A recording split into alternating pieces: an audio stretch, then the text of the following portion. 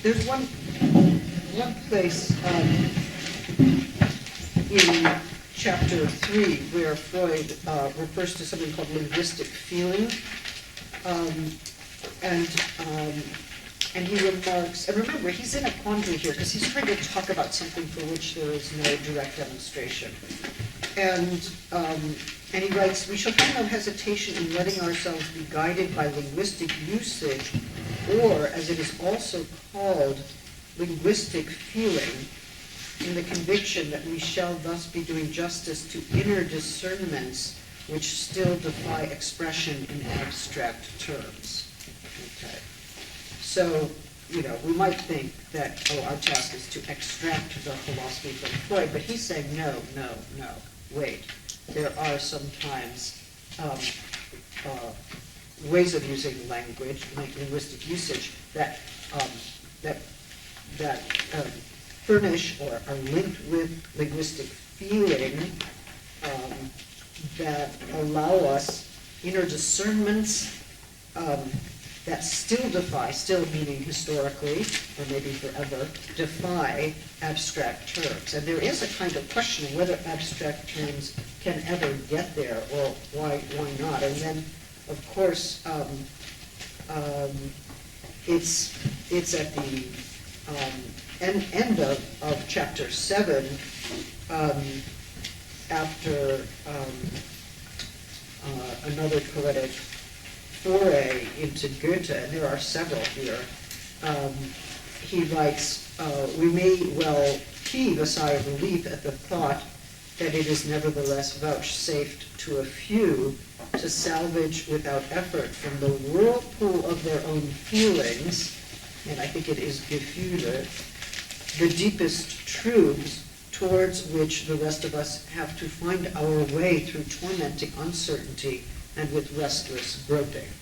So this is actually allowing poetic language to have a relationship to this undemonstrable drive that philosophical abstraction cannot have, or not yet, or he's still groping, right, toward that language.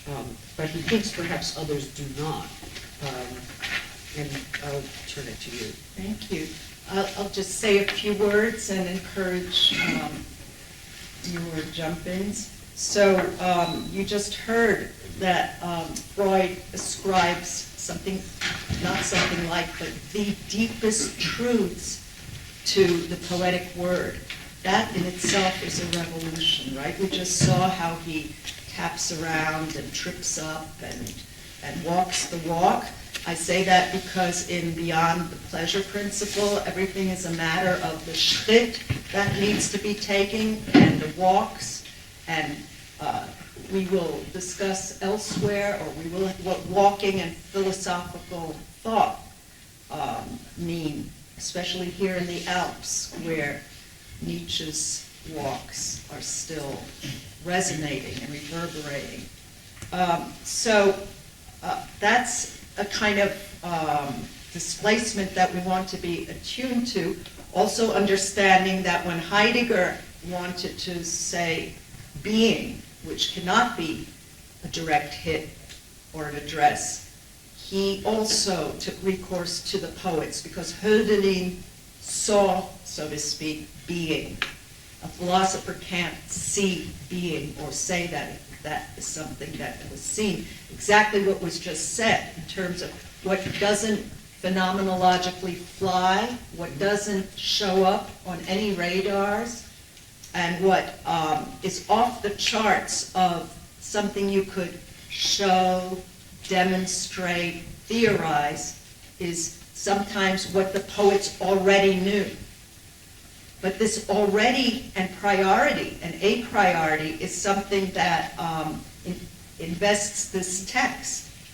It turns out that guilt comes before. Mm-hmm.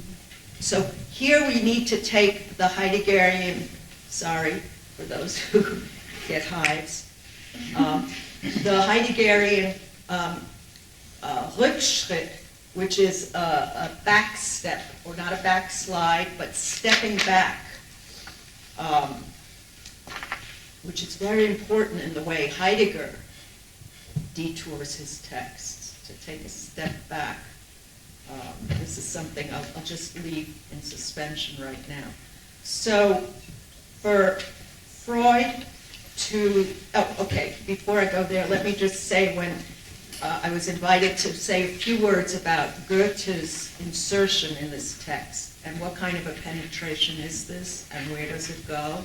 Which orifice is opening up to Goethe? He's the phallus. This is, if I open up to you as I'm trying to birth my field, my text, my signature, and you impregnate me, but you were prior to me, all of these tropologies are authorized by the way, and I'm just giving you a fast forward on and I apologize for that, a drive-by. Maybe you can give me credit, and again I'll say, which has become a little repetition compulsion, I've done the archival labor camp, and if you can believe that that Goethe becomes all of these things. What does it mean when you call for the one who holds the deepest truth? And think of the metaphorology of depth here as well. It's deep, it's deep. Everything else has been walking and skimming the surface here, So when I was invited to say a few words now on the Goethean incorporation by Freud, or invitation issued, or hospitality or shelter shown to Goethe, I said yum. Now, I don't know if you wrote that down in your important notes, but that was determined and driven by a whole archival commitment to what it means to incorporate, to eat the other, to meet and eat and greet alterity. Once Derrida said, trying to provoke me, I think, that vegetarians just don't love the other enough. Because if you really love the other, you want to eat them up, right? Little children, do you know the great psychoanalyst, post-Freudian, Maria Tarak? Yeah. She had a patient, a little boy, who had all sorts of symptoms we don't have to go into right now, but it turned out she traced it back to the signifier moment where everyone who saw him not only would go like this, talk about aggression and love to a child, also the way people think they can touch pregnant bellies and children and, oh, you're so cute, practically tearing their faces off. It turned out that people would say to this child, I want to eat you up, in French, you're a croquet, yum. And so the child couldn't eat and was afraid of being consumed by the other, being devoured. So this devoration, which is part of adoration, and the cannibalistic, the oral cannibalistic libido, is part of perhaps the series of drives that lead one to incorporate or interiorize or eat the other, to make you part of my body or take my body and have that part of your textual body. These are bodies we're always thinking that matter in all sorts of ways. So that's what I meant very quickly, the difference between interiorization in psychoanalysis and incorporation is a big one, or introjection, let me say. Interiorization is more philosophical. Introjection, perhaps a more comfortable internalization of the other. Incorporation, a kind of failed assimilation, where the other is what, and this is very important to so-called French theory, the other is a foreign body, What's great about a foreign body, which I've always identified with until I could finally get a job, is that it can, and of all people, Paul DeMont said to me, go to California, go west, young man. And because they have a system called the UC system that won't be able to excrete or vomit you. I go, thank you. You can be a foreign body. And I went first to Riverside. I'm sorry to hear that. Those were, well, Just you 'cause went to there's Johns no- Hopkins. Yeah, but there's no air in Riverside. No, that's the most, if that were in Europe, people would be demonstrating on the streets. It's so polluted, okay, forget it. Yeah, okay. No, you can't teach for more than an hour, you get respiratory disease, and you have to take like 4 showers a day. Okay, I'm done with Riverside, thank God, praise the Lord. So the California, UC California system is such a system that it can host a parasite, said Paul DeMont. And the great thing about the foreign body is that it can't be ejected and it can't be assimilated. It's not like I became Miss California suddenly, like this one.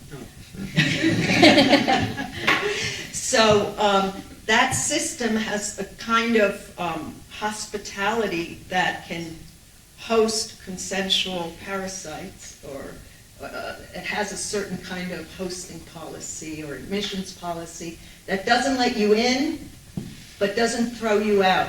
Perfect housing project for this one. So is Goethe a foreign body? Is he the deeper truth? Is he introjected? Now, as was said, he's the paternal metaphor. A father, as Freud himself, and this is what's weird about the texts we're reading here. Freud himself and Lacan jams on this, says you can't prove a father. There is no father, psychoanalytically speaking. And Freud also has a very peculiar footnote in the case of obsessional neurosis. He said when matriarchy got stomped out and patriarchy installed itself, that was a big day for speculative thought. What that means and it seems like very offensive, but it's a big, what it means, to say it too quickly, is that once patriarchy dominated the horizon, everything had to be maybe full of detour and doubt, which is what he practices, rather than the sense certainty of the matriarchal in the Freudian understanding. And it just comes down to the banal example of you know who the mother is. There's, of course, a French-Belgian joke where, you want me to tell it to you just so this is illustrated, or do you not need jokes here? Go ahead. Okay, so at the family table, the boy said, okay, I have something to tell you, Mom, Pa, I'm sorry about this, but we have to get through this together. I got my girlfriend pregnant. Silence, the father said, come to my study. And he said, it's a Belgian joke. In America, it would be a Polish joke. Okay, whatever. And so the father said, honey, are you sure she's the mother? You see, sure, of course you're sure. With matriarchal structuring, you're sure. Once patriarchy comes in, you're not sure who's the father. I don't want to talk about the contingencies of DNA and all that right now. But there's speculation, there's non-knowledge, there's uncertainty. You can't know, you can't be sure for real, okay? And everything that involves the imaginaire. So this is what Freud meant, that was a complete upheaval, or what Nietzsche would call a transvaluation of values. Our relation to world from now on is we're not sure. We don't have ground under our feet when women aren't running the show, and you know that's true. right? So for Freud to have chosen Goethe, whether or not the paternal can ever be fixed, is not an innocent or neutral gesture. I'll just say it in 2 seconds. Freud says that psychoanalysis itself was conceived in his ear when he was 18 years old. 18 for Freud is a very invested number, as it is for the Kabbalah.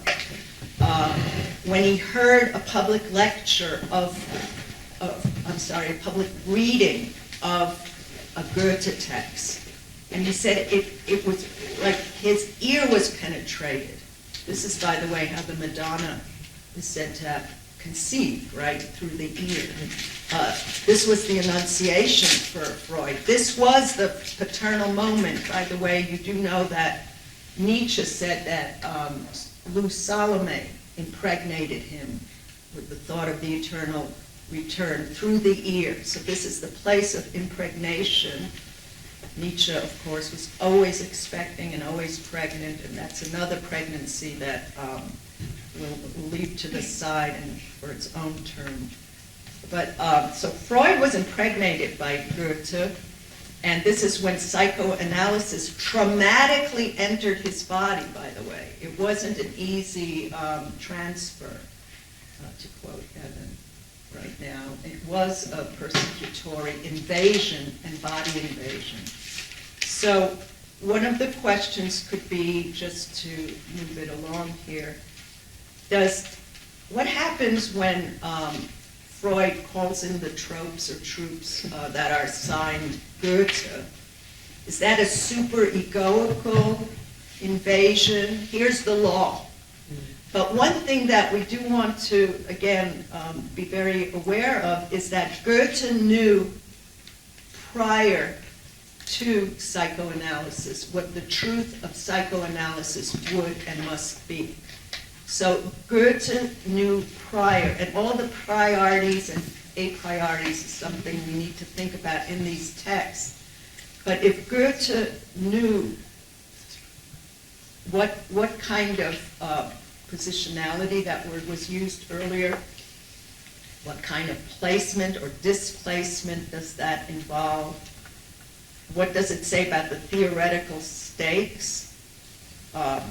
What is the relationship of Freud to Goethe? But if Goethe knew, that also means that there's a kind of achronicity that I'd just like you to be aware of in the relation of text, because that also means that Goethe comes after psychoanalysis. Goethe is already the commentary and the critique and the knowledge of psychoanalysis, the access code to psychoanalysis that psychoanalysis itself doesn't have. It doesn't have access to its own knowledge. That's why it's like tripping up and detouring. But there is someone that knew, or something that knew, and that is understood by the signifier Goethe, who knew, who knows, who holds some keys, and who was able to say what Freud cannot say. At the same time, that means that Freud is birthing Goethe for the first time. Because if the truth of Goethe is psychoanalysis, and Goethe knew the secret of the superego, because this is about superegoical formation here, then Goethe had to wait until Freud birthed him and said, now bring me some meaning and some sense. Now you can sign. And it's almost a Nietzschean double signature that you need. Now I affirm your signature, and now your signature becomes original. Because I, Freud, have brought you to life.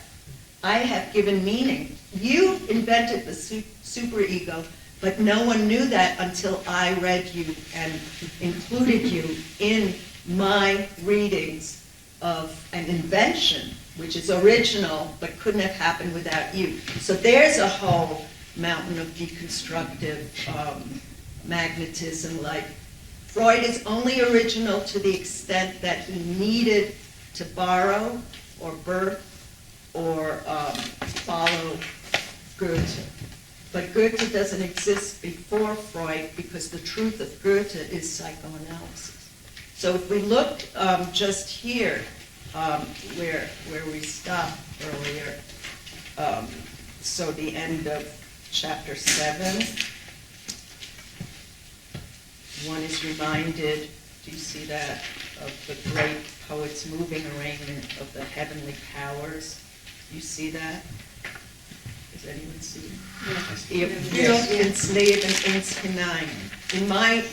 In my version, it's a misspelling. There's suddenly apostrophe parachuted in ins. Maybe that was clear in yours.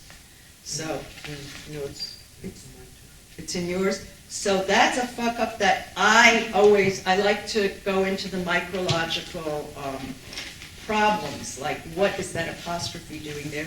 But that would take us 3 weeks, so I'm just going to point it out, right? Yeah. Ihr führt ins Leben uns hinein. You may think you don't know German, some of you, but you do. So this is the birth of everything that we've been talking about, guilt. Right? By the way, a beautiful word that would bridge and span Levinas and Freud and doesn't exist in French or German, I think, is liability. To have a liability or be liable to do something is not yet guilty, but it's almost a predisposition, right? It's an almost inclination toward being guilty, which is really a very astonishing moment in the English language. Liability. Do you have anything? I'm thinking about it. Are you scanning Yes, the whole I am. language? I know you are. But I don't think see I'm it. not- no. Yeah, I don't. In other languages that are here, do you have I think liability? susceptibility is, a version of that is in Spanish and French. What about Anfälligkeit? That's nice. That's very nice. So, liability. Ihr führt ins Leben uns hinein. And were you going to say that you have liability? We have in Serbian preemptivos, because I'm Sure. very wide to something. So it's not that you are guilty, but you're kind of, Husserl would say you'd have an Einstellung or a kind of attitude or openness to being guilty, kind of. Okay, so you bring us into life. Ihr lasst den Armen schuldig werden. You allow the poor ones, the helpless ones, become guilty or indebted. Then you just throw them into pain. What is the real, you mess with them? Then, and every bit of guilt or debt has to be avenged on earth. What is it in English, rather than mine? Then leave repentance fierce to wring us, a moment's guilt in age of woe. It's a kind of terrible translation. Okay, yeah, mine was even better than that. So even mine was better than that. So here is Freud breaking up his text, or is this where the suture happens? And this is something also that has to be decided by the context and the way the text is operating. Is this an absence of a link? Is there suddenly a gouffre or a chasm or an abyss that gets filled somehow momentarily or by the poetic incursion? Is there something Freud couldn't say or see? So is this covering over an abyss or a wound in the textual elaboration? Or is this the suture that makes everything possible and makes everything move? Okay, I just lost it. But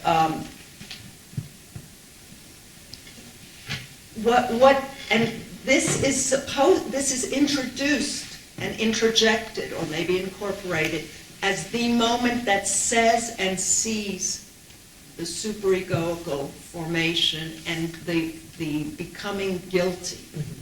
You make us guilty. You bring us to life to guilt us. you let us accumulate guilt and debt, which you know is the same word in German, and this is an address, and I just can't go into much more than that. What an address means, who's ihr, what's the rhetorical term would be an apostrophe, it's a call out. So Freud is calling out to Goethe in order to cite a call out. And so the, let's say, allegorical dimension, when you do now back up and do a panoramic of this rather than a close-up, is Freud also addressing Goethe? You brought me into life, because this is about also the life of psychoanalysis. You let me name my debt, and my impoverishment, my inability to say. And we're in a relationship of ambivalence that's being thematized here. And that this opening, or and now all the violence that we've been, is this a peaceful moment? Is this a violent intrusion upon, is this an invasion? Was Goethe, and what I've tried to show in the work that I've done on this, is what a persecutory figure Goethe was for Freud. So this is not a have a nice text moment. You brought me into a knowledge of my guilt. You messed with me in a fundamental way. You impoverished me. And yet, as we know from Freud and his thinking on trauma that was evoked, trauma is structuring. It's this traumatic invasion that has structured and enabled my thought by disabling me in so many ways. I know that was a drive-by, and maybe we want to open it to conversation, but I wanted to suggest at least provisionally how all of the, or most of the motifs and themes that we've been alerted to today, and you've had the great pleasure of thinking of in this class, are condensed and displaced into, and in a Freudian rhetorical way, into this moment, which you might have thought is very innocent. Oh, how nice, have a deep thought Hallmark card moment with SNL in there. He's quoting a nice poet. No, this is not a nice poet. This is a very, everyone who was in contact with Goethe, everyone, Kafka, Benjamin, everyone flipped out or freaked out or was paralyzed or couldn't write and so on and so forth. And Goethe somehow seeped into their unconscious and debilitated them. In Kafka, in his diaries, will say, "Oh, I just read Goethe. Great, now I can't write." Yeah. That's fuck that, that can't do it. The only one, do you know, who wasn't, who was really immunized and took Goethe as a power pill, would you know who was strong enough for that? Hölderlin was messed up, I think. Do you know the terrible thing? He messed Goethe up, I think. You're right.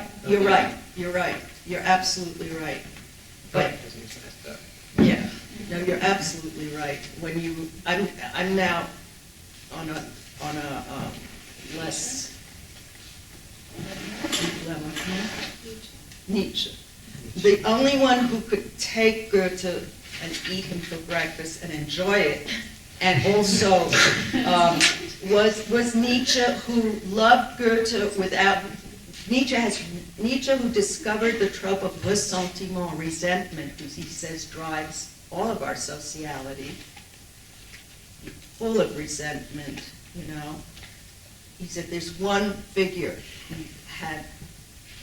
who knew how to just wipe off resentment, the way Obama in the early days went like that. I don't know if you remember that gesture when he was really insulted and injured by terribly rude rhetoric of takedown. He just went which I adopted, at least internally. What? Yeah, isn't that what we need? So he said it's Goethe. So Nietzsche could affirm Goethe, and Nietzsche experienced Goethe also as his affirmation. Everyone else went down. If I can just add something here that I think might be another way into the very point you're making about this unbearable kind of entrance of Goethe into the text. It seems to me that at least this citation that we just looked at the end of chapter 7 follows a discussion of instinctual renunciation. So the superego emerges as an instrument that renounces the drives. It renounces sexuality, or it renounces the death drive. But its renunciation is, of course, renunciation is a kind of destruction, or an attempted destruction. Let's call it an attempt, because it can't fully ever destroy. But it's an attempted destruction, and it is a destructive activity. So an operation of the death drive. But what Freud says, I mean, he refers to the superego as intolerant, right? As severe and intolerant, and even, claims that the strength of the superego is the strength of the impulse it is meant to contain, control, or destroy, right? So we have this crazy circularity going on, whereby the more you desire something that is prohibited, the stronger the prohibition becomes, because the prohibition feeds off of it. But there's one point here that I think is really important, and it comes right before this citation. With Freud talks about the self-beratements of the superego that can be, if left alone, suicidal. Right? So the superego, if left to its own devices, will lead to suicide. And the only thing that keeps it from being suicide is some sexualization or another. So if you're a masochist, that's good, because that's keeping you. Masochism is the alternative to suicide, but the death drive without sexuality has no other way to go but suicide. In any case, yeah, it's something to think about. But here is this moment, and this is what I wanted to say.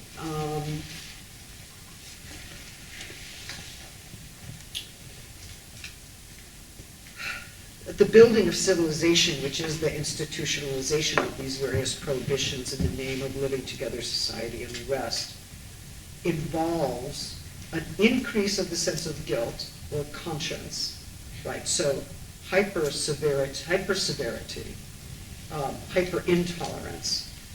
And this will, he says, perhaps reach heights that the individual finds hard to tolerate, which I take to be a kind of euphemism, because what Freud is coming close to is a sense of the radically intolerable, right? A radically intolerable severity.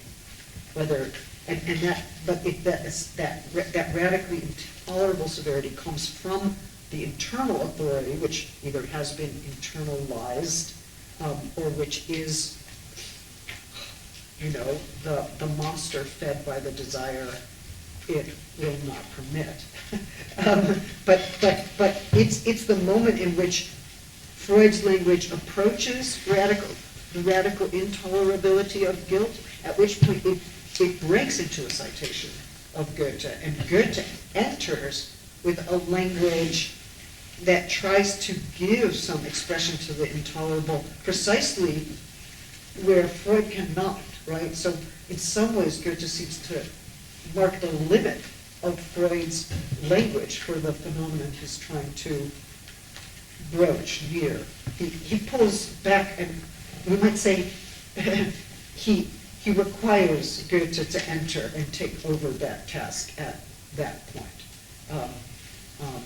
as if his own limit is reached precisely there.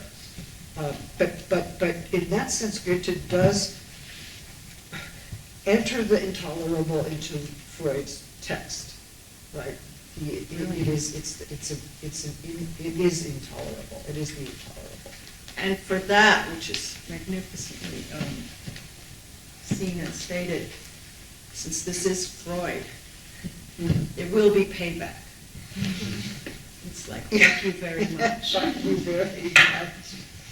You know, and it's not, as I was saying earlier, it's not, don't forget this is also in the context of remembering the primal horde and totem and taboo and the way the father was murdered. So if Freud invites you in as the father, even though I first went on the off-ramp to say there could be no father, nonetheless,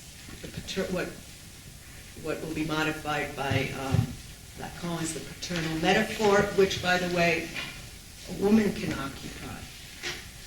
Anyone can occupy the position of the father. It's not biologically tethered in that way. So if someone is invited in as the father or the figure of the father, that also means that he can expect to be mowed down. There will be a rebellion against that authority. And it's brought in to be knocked down. However, as you know, and this is what Freud is also incorporating his own texts, as you know from Totem and Taboo, right? What ensues after the murder of the father is what he calls remorse. Yeah. And that's the beginning of all morality. Remorse. Because now, remorse means you really shouldn't have done that. You know, maybe we were a little fast on the trigger. And that means, to just come around back to this, that the father dead and murdered has more authority, even though it's a spectral field from now on. But ask Hamlet, ask anyone who, you know, who's haunted by the paternal metaphor. The father has more authority dead than sitting and drinking beer in front of the TV watching football games, you know? So the problem isn't only the remorse and the guilt that will flood the brothers, the fraternity, but that the father will actually have been pumped up in terms of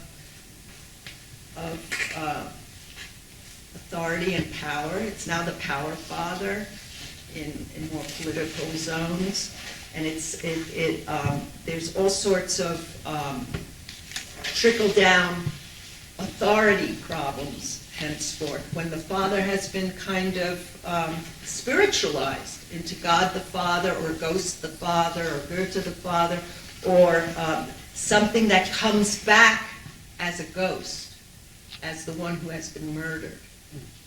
That packs much more of a punch than having let the father hang around and watch him decrease his power over you. Okay, that's a kind of weird paraphrase. It's not the way Freud might have wanted it said, but hey. One thing that interests me here is that Freud has that kind of extended discussion about whether it matters, it doesn't matter whether the father is killed or not. And he ends up saying that whether one has killed one's father or has abstained from doing so is not really the decisive thing. One is bound to feel guilty in either case, for the sense of guilt is an expression of the conflict due to ambivalence of the external struggle between eros and the drive of destruction or death. And what is interesting to me about guilt at that moment is that guilt doesn't care whether or not you actually killed him. And guilt erases this distinction between, say, an aggression you might feel or fantasize about and one that you actually acted on. Guilt doesn't care. So it doesn't help us make that distinction. So we were talking yesterday about how it might be important ethically to be able to make that distinction between fantasy you have and act you perform, wish you are driven by, and act you abstain from doing. But guilt doesn't care, which means that guilt is not the framework within which that ethical distinction can be thought. Interestingly, guilt works against the ethical in this moment. And this gets started, this machinery starts up from the so-called omnipotence of thought that a child might have. A child thinks that anything it thinks, like, fuck you, my father said I can't do this, I'm going to do it, you know? That thought itself is so powerfully broadcast that the kid thinks if, God forbid, something happens to the father, he or she willed it. And that's where it comes from. It's a very infantile thing that if I think something bad, it's going to happen, and it's my fault. Could we talk a little bit more about authority? Because this is a question that we've had here. And I think you've already helped us see a little bit about how Goethe functions as a strange kind of authority. In these final chapters, it seems that Freud is suggesting that the superego identifies with an authority or takes what he calls the unattackable authority into itself. Right? So rather than attack authority, it incorporates. I think that might be the term. And sustains a kind of identification with that severe superego. So becoming more like that authority is a way of making sure you don't kill it. Identification kind of takes the place of murder, we might say. But then there's another form of guilt, which is the one that imagines the superego as watching and always living in fear of the superego. So it can be an internal agency that is nevertheless separate from the one who fears it or plots against it or tries to circumvent it or fears punishment by it, right? So there's more of a kind of split structure in that case. But if we were to say, what is Freud telling us about authority? He seems to be saying that it's a misery-making necessary feature of civilization that produces massive suffering or paranoia in relationship to an internalized law. So if we ask, is Freud supporting authority? Is he saying authority is a good thing, we need it? Or is he actually locating it as a source of lethal violence? We might be in the terrible position of saying yes to both, right? Which is the deep pessimism of this text. One of the sites of its what you have called its terrible pessimism. So tomorrow we'll have an exam on authority. Let me just say two things to kind of off-ramp, and then it'll be your turn. I'll just fast forward to say that, and then perhaps we can get back to this, or maybe there's no return, it's a one-way ticket. Okay, I'll go. I'm jumping now. So there's two things to be said about authority, jumping to Hannah Arendt and Kojève and others, which is, and this would be a link that you might want to really forge and nurture yourselves, which is, you think authority is bad, wait till you have to deal with the disappearance of authority. Again, let's go to the historical intensities with which Freud is battling here. Kojève, Arendt, everyone wanted authority to come in and knock the shit out of those maniac Nazis. If there were a figure of authority who could have walked in instead of those impotent idiots who had no authority. So these people are going to say there was no superegoical structure anymore. It was like Mad Maxed out. There's the desert and crazy shit going on. And if an authority could have come in and said, knock it off, you idiots, this is not acceptable. That was the wish fulfillment and dream. Let me just say two things. I'll give you two examples and then I'm done. One is an example of authority is phenomenologically not, you can't show it. You can't say, oh, here's authority, here's the substance or something. But here's an example of how it might operate. Let's say someone runs into your office and they're very unwanted. Maybe they're a stalker, maybe they're just a toxic friend or something. And if you call security or make any noise about it, you have no authority. You need help. If you start yelling at the person, you have no authority. But if you were able just to kind of raise your eyebrow a little, even that's too much effort, and the person slithered away, that's called authority. That would be the example, but how do you describe it, philosophically motivated, and so on and so forth. So that's one thing, okay? You understand that authority can't be a show of force. It's not noisy, it's stealth, it can't be fixed or described. It flies under the philosophical radar, beneath that radar. The other thing is who invented authority? Plato, and why? Very easy scheme, which needs to be complicated and deserves much more time, of course. But it's like one of those cop films that are so popular, right? Where the cop lost his partner or her partner, and they're really angry from RoboCop on, you know. So Plato loses Socrates. Socrates is murdered by the state, which, as Hannah Arendt says, the state shows that it's always been on the prowl, okay, not her language, but ready to prey on and finish off the thinkers. So the state has always been hostile, this is Hannah Arendt's vocabulary, to the philosopher. So Plato loses his partner and teacher, Socrates, you remember, famously murdered. And Plato realizes, okay, the rhetoric of persuasion didn't exactly work. We couldn't go up against the state power and violence, and we couldn't persuade them.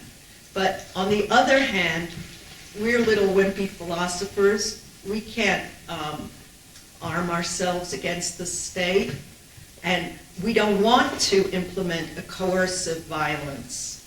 We're philosophers. We, as Kant will say, we shoot blanks. We shoot off our mouths, but we don't shoot, we're not armed. Jeez, thank God. So when I think of these philosophers, I don't know if we can speak for everybody. right? So, so on the one hand, Plato figures out that the rhetoric of persuasion didn't really protect against state violence. On the other hand, they're not going to be able to mobilize coercive violence to protect philosophy. And then he invents, and this is a real condensation, forgive me, so I'm telling a story. It's not false, but it might not be entirely true. It's a fairy tale, but it's true. It might not be the deepest truth. It's what, okay, never mind. So he invents not only hell, by the way, which was supposed to scare the people. So thank you, Plato, for inventing hell. We really needed that in our lives. It was a fiction, a myth. But he also invents authority. And authority is that which supersedes, on the one hand, any rhetoric of negotiation or please or let me show you or demonstrate. Authority can stop the violence, and it also doesn't need violence beyond its own legitimation. So that was the way he maneuvered. That from now on, philosophy would carry authority. No one will mess with us again, you know. And that's Then you came along. so. Those are two very abbreviated stories that might help us think about the impossible aporias that authority tosses us into, which is on the one hand the Freudian, all this authority, the surfeit of authority is crushing our non-existent or existent balls all the time, you know, and it's burdening us, it's encumbering in intolerable ways, and then the Arendt, Kojève, and others, Marcuse, and so on, bring back authority. Please, God, you know, this is not working. And what happens in all of these texts is that when God is not around to handle the bureaucracy of authority and its important apportionments, then we're all on our own. And the divine has absconded.